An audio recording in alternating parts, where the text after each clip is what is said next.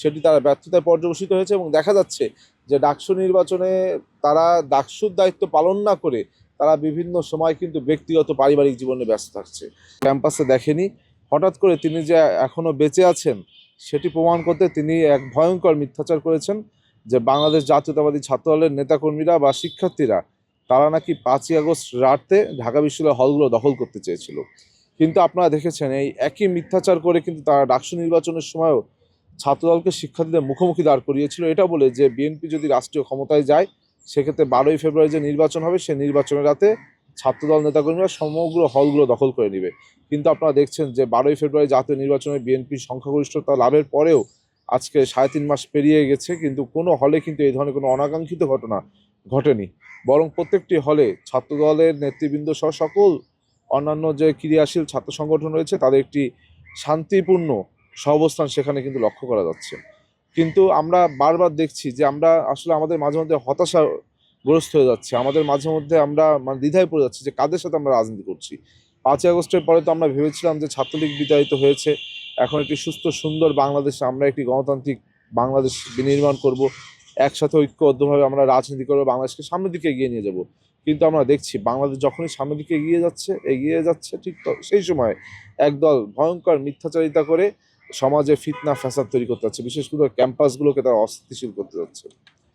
কিন্তু এই ধরনের রাজনৈতিক সহযোগিতা তো আমরা চাইনি, কেননা যারা আমরা তাদের কাদের সাথে রাজনীতি করছি, কাদের সাথে নিয়ে আমরা আগামী দিনের বাংলাদেশ বিনির্মাণ করতে যাচ্ছি, যারা সুযোগ পেলেই মিথ্যাচার করে, যারা সুযোগ পেলেই ছাত্রদলকে শত্রু হিসেবে শিক্ষার্থীদের সামনে হাজির করতে চায়, যারা সুযোগ পেলে ছাত্রদলকে একটি ভিলেন ক্যারেক্টার দিতে চায় বাংলাদেশের ছাত্র সমাজের কাছে। সুতরাং আমি বলতে চাই যে SM ফরহাদকে যে ছাত্রদল তো হল দখল করেনি, বরং ছাত্রলীগের বেশে দীর্ঘদিন তারা 5ই আগস্টের পূর্বে হলগুলোতে ছিল।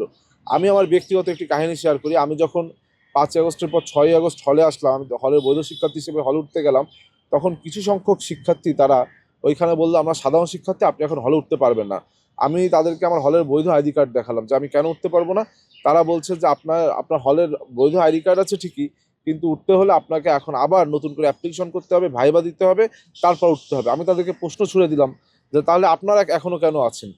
তারা বলছে যে আমরা তো আগে থেকে ছিলাম। তো আমি বললাম যে আপনারা আগে থেকে ছিলেন, সেই সময় তো ছাত্রলীগের আনুকূল্যে সকলকে থাকতে হয়েছে, এখন তো নতুন বাংলাদেশ, এখন তাহলে আমার তো ওই সময় থাকার রাইটস ছিল, তারা আমাকে থাকতে দেয়নি, তাহলে আপনারা কেন থাকবেন, আপনারাও নতুন করে অ্যাপ্লিকেশন করেন। তখন তারা বললো না আমরা সাধারণ শিক্ষার্থী, এটা আমাদের সিদ্ধান্ত। তখন আমি ভেবেছিলাম যে নতুন বাংলাদেশ ঠিক আছে, শিক্ষার্থীদের মতামতকে প্রাধান্য দেওয়া উচিত। আমি কিন্তু আবার নতুন করে অ্যাপ্লিকেশন করে ভাইবা দিয়ে আমার প্রায় 3 মাস লেগেছিল হলে উঠতে। পরবর্তীতে হলে ওঠার 2 মাস পেরোতে দেখলাম যারা সেদিন সাধারণ শিক্ষার্থীর বেশে কথা বলেছিল তারাই এই ডাকসু নির্বাচনে শিবিরের বিভিন্ন প্রার্থীরা ফিরে এসেছে। তারাই বিভিন্ন আপনার সেই সময় তারা চালু করলো যে হলগুলোর বিভিন্ন শিক্ষার্থীদের যে প্রতিষ্ঠানগুলো রয়েছে, ডিবেটিং ক্লাব, নাট্য সংসদ, আপনার বাঁধন, রক্তদান ক্লাব সহ সকল ক্লাবে তারা একটি নিয়ম করলো যে কোনো রাজনৈতিক সংশ্লিষ্ট ব্যক্তিরা এই সংগঠন বা ক্লাব সমূহের প্রেসিডেন্ট সেক্রেটারি হতে পারবে না। কিন্তু আমরা দেখলাম যে তারাই সেখানে প্রেসিডেন্ট সেক্রেটারি হলো এবং প্রেসিডেন্ট সেক্রেটারি হওয়ার পর তারাই আত্মপ্রকাশ করলো, তারাই শিবিরের সকল মিছিল মিটিং আছে। অর্থাৎ এই যে এক ধরনের প্রতারণা, আপনাদের নিশ্চয়ই মনে আছে যে 5ই আগস্টের পরে তারা প্রত্যেকটা ক্যাম্পাসে রাজনীতিমুক্ত ক্যাম্পাস চাই বলে একটি বাবল তুলেছিল যে তারা অন্য কাউকে রাজনীতি করতে দেবে না, নিজেরাই রাজনীতি করবে। কিন্তু শিক্ষার্থীরা কিন্তু তাদেরকে সে সময় লাল কার্ড দেখিয়েছিল।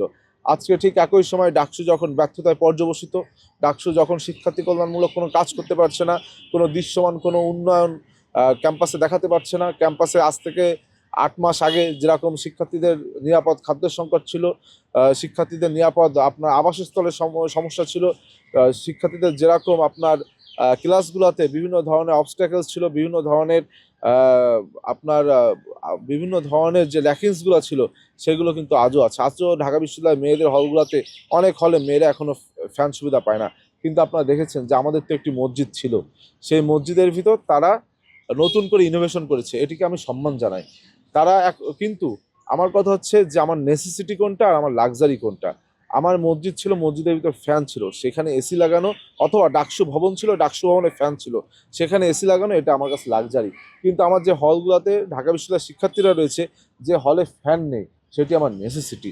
সুতরাং তারা নেসেসিটি বেস কাজ না করে তারা কিছুটা ভাইরাল হওয়ার জন্য এবং সাধুবাদ পাওয়ার জন্য তারা এই লাক্সারির দিকে বেছে নিয়েছে। কিন্তু আপনারা দেখছেন যে ঢাকা বিশ্ববিদ্যালয়ের শিক্ষার্থীদের জীবনযাত্রার মানে কোনো উন্নয়ন হয়নি। ঢাকা বিশ্ববিদ্যালয়ের শিক্ষার্থীদের তারা যে কথা ভেবে ডাকসু নির্বাচন চেয়েছিল এবং ডাকসু নির্বাচনে ভোটাধিকার প্রয়োগ করার জন্য তারা সকালবেলা এসেছিল, সেটি তারা ব্যর্থতায় পর্যবসিত হয়েছে এবং দেখা যাচ্ছে যে ডাকসু নির্বাচনে তারা ডাকসুর দায়িত্ব পালন না করে তারা বিভিন্ন সময় কিন্তু ব্যক্তিগত পারিবারিক জীবনে ব্যস্ত থাকছে। তারা কিন্তু তাদের ব্যক্তিগত বিভিন্ন কর্মসূচি নিয়ে ব্যস্ত থাকছে। আপনারা দেখেছেন জাতীয় নির্বাচনের সময় তারা হেলিকপ্টার যোগে জামাতের প্রচারণার জন্য বিভিন্ন জায়গায় গিয়েছে, অথচ নির্বাচনের আগ মুহূর্তে তারা বলেছিল ডাকসু নির্বাচনের আগে যে তারা কোনো ধরনের কোনো মাদার অর্গানাইজেশনের সাথে তারা নেই, কোনো মাদার অর্গানাইজেশনের প্রচারণা তারা করবে না। কিন্তু এবং তারা বলেছিল ছাত্রদল যদি নির্বাচিত হয় তারা মাদার অর্গানাইজেশনে বিভিন্ন প্রচারণা করবে। আমরা তখনও বলেছিলাম হ্যাঁ আমরা করবো, কেননা আমরা জাতীয়তাবাদী আদর্শে বিশ্বাসী, রাষ্ট্রের প্রয়োজনে রাষ্ট্রের সাথে আমরা জাতীয়তাবাদী আদর্শের যে কোনো প্রচারণা করবো। কিন্তু তারা বলেছিল তারা জামাতের কেউ না, জামাতে প্রচারণা করবে না। কিন্তু আমরা দেখলাম যে ডাকসুতে তারা ভিপি বা জিএস বনে যাওয়ার পরেই তারা হেলিকপ্টার যোগে বিভিন্ন জায়গায় জামাতের প্রচারণা করলো। এই যে তাদের মিথ্যাচারিতা, এই যে তাদের প্রতারণা, এই যে তাদের কপটতা, এই যে তাদের চাতুর্যতা, এগুলো ঢাকা বিশ্ববিদ্যালয়ের শিক্ষার্থীদের আমি অনুরোধ করবো আপনারা মনে রাখবেন এবং সময় সুযোগ মতন আগামীতে যে ব্যালট বিপ্লব, আগামীতে যে ডাকসু নির্বাচন হবে সেই সময় আপনারা এই জবাবগুলো দিবেন। এবং আমি এই শিবিরের ফরাদকে অনুরোধ করবো যে আপনি মিথ্যাচারিতা থেকে বেরিয়ে আসুন। ওনাকে দেখলে আমার কিছুটা ছাত্রলীগ আমলে গোলাম রব্বানির মতন মনে হয়। সে একদম রব্বানির মতন খুব সাজিয়ে গুছিয়ে মিথ্যা বলে। আমরা একটা মিথ্যা কথা বলতে গেলেও দেখুন তারা নিজেদেরকে ইসলামিক বলে দাবি করে, তারা সবসময় পাঞ্জাবি পরে বিভিন্ন সুন্নাতি লেবাসে থাকে, কিন্তু তারা অনর্গল মিথ্যাচার করে। কিন্তু আমি কিন্তু সুন্নাতি লেবাসে থাকি না, কিন্তু আমি একটা মিথ্যা কথা বলতে গেলে আমার দুইবার ভিতরে কিন্তু আপনার বিবেককে বাধাগ্রস্ত হয় যে একটা মিথ্যা বলবো।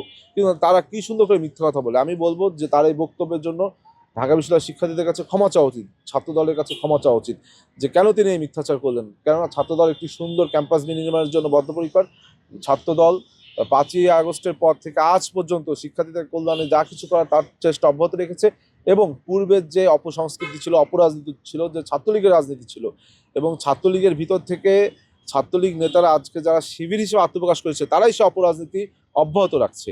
এখানে আমরা ছাত্রদল তো কেউ আর ছাত্রলীগের তো লুকিয়েছিলাম না, সুতরাং ছাত্রলীগের যে চর্চা সেটা সম্পর্কে কিন্তু আমরা অবগতও না, অভ্যস্তও না, বরং তারাই অভ্যস্ত। তারা এখন হলগুলোতে বিভিন্নভাবে এই যাত্রা অব্যাহত রেখেছে। আমি তাদেরকে অনুরোধ করব, ছাত্রলীগের ভিতর ছিলেন ভালো কথা, কিন্তু ছাত্রলীগের ভিতর থেকে তাদের যে আচার অনুষ্ঠান, তাদের যে অপসংস্কৃতিগুলো আপনারা রপ্ত করেছেন সেই থেকে বেরিয়ে আসুন। নতুবা তো এই ক্যাম্পাসগুলোকে আপনারা যেভাবে অস্থিতিশীল করতে যাচ্ছেন, এটি থেকে আমাদের মনে হয় যে আপনারা আগে যাদেরকে সাথে ছিলেন এই ক্যাম্পাস অস্থিতিশীল করে তাদেরকে আবার আপনারা ইনভাইট করছেন এবং আপনারা আবার পূর্বের যে অপসংস্কৃতির রাজনীতি ছিল সেখানে ফিরে যাচ্ছেন। কিন্তু আমরা একটি সুস্থ সুন্দর স্পষ্ট বার্তা, বাংলাদেশ জাতীয়তাবাদী ছাত্রদল আমরা কোনো রকম অপসংস্কৃতির রাজনীতি আর চাই না, অপরাজনীতি আর চাই না। ছাত্র রাজনীতি আমরা শিক্ষার্থীদের উপর গণরুম গেস্টরুম কালচার আমরা চাই না, শিক্ষার্থীদের উপর অন্যায় নির্যাতন আমরা চাই না, শিক্ষার্থীদেরকে মানসিকভাবে বাধাগ্রস্ত করে আমরা চাই না। আজকে ঢাকা বিশ্ববিদ্যালয়ের কোনো শিক্ষার্থী তারা যদি তাদের কোনো